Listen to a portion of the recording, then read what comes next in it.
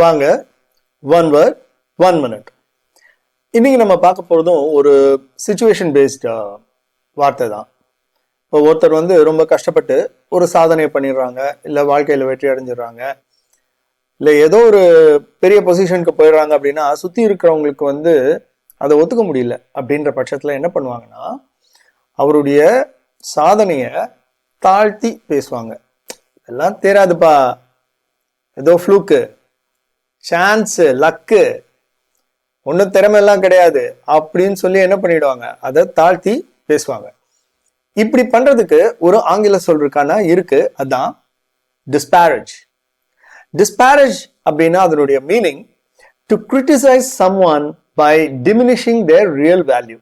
ஒருத்தருடைய உண்மையான வேல்யூல இருந்து அதை தாழ்த்தி பேசுறது. அதை சென்டென்ஸ்ல எப்படி யூஸ் பண்றதுன்னு பார்க்கலாம். Perumal is a winner. Perumal ஒரு சாதனையாளர். All that his haters could do was to disparage his achievements.